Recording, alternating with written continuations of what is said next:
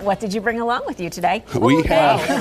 There they go. We got some wood frogs that are hopping all over the place, and Viola is holding a spotted salamander. And these are two of the earliest risers of Pennsylvania's amphibians that wake up by the millions every March, every single year. We are right in the middle of amphibian migration, and do I look as happy as I feel about it? Yeah, you do. You're kind of peeking out.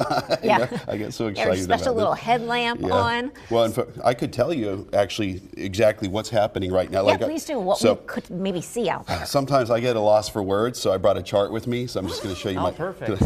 So this is my chart that I have here, and so what I was holding in my hand was something like this, an adult frog.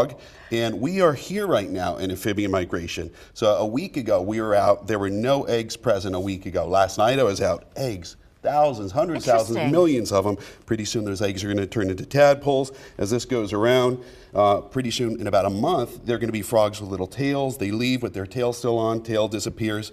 They do it all over again. And frogs like these guys, they are going to migrate to the same exact pond that they hatched out of years ago. Remarkable. Years ago. How far do they travel from that pond? Most of these amphibians have a very small home range. Okay. And so the pools that they're in, they're called vernal pools. They look kind of like swamps or wetlands, but because they dry up in the summer, that's how little of a pond they are. They dry up in the summer, they fill up from ice melt, then no fish can live there. The fish cannot eat the tadpoles therefore because there are no fish there. So these little swamps are just teeming with life. And then the tadpoles, they eat the decaying leaves, and then they turn into frogs, and everything pretty much in the forest is eating parts of those. Yeah. So, I mean, it's like the building blocks of the entire ecosystem are in these little swamps that most people don't even stop to look at. No. American toads are going to wake up in the coming weeks. They're more of a late March, early April migrator. And Jackson, how's your singing voice? Do you sing very well? Probably not as good as that guy. Well, if you didn't sing, you would not be able to attract a girlfriend if you were a frog or toad.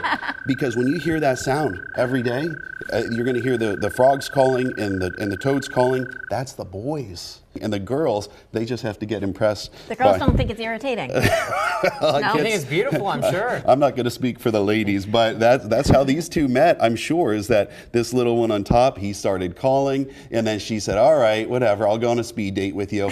And so right now what they're doing is called amplexus. That's your amphibian science word of the day. They're amplexing. That's like a nice little group hug. It's close dancing for amphibians. If she likes him, she'll lay her eggs. He will fertilize them. They turn into tadpoles. If she doesn't like him, you know what? She's going to hit the buzzer on to the next speed date. Okay, so Viola has the spotted salamander video also of that and what it looks like out in the wild, and we might see it. These spotted salamanders, they can get up to 5 or 6 inches long, and they're cartoon-like. Like, doesn't it look like those yellow spots were actually painted on? Where Yeah, they do. They're so beautiful. You're lucky if you see 1 or 2 of them all year. Except for amphibian migration, you could see hundreds or thousands of them. And we ask people to slow down and save a life on rainy spring nights, because these guys are going to slowly, look how slow they go, slowly cross the road when it starts raining. So like I think Jackson mentioned Sunday we're getting some rain, maybe Saturday. Be a good day for that. Oh, it's going to be a great day for amphibian migration. But they're going to leave the woods, cross these busy roads to get to that pond where they hatched out years ago.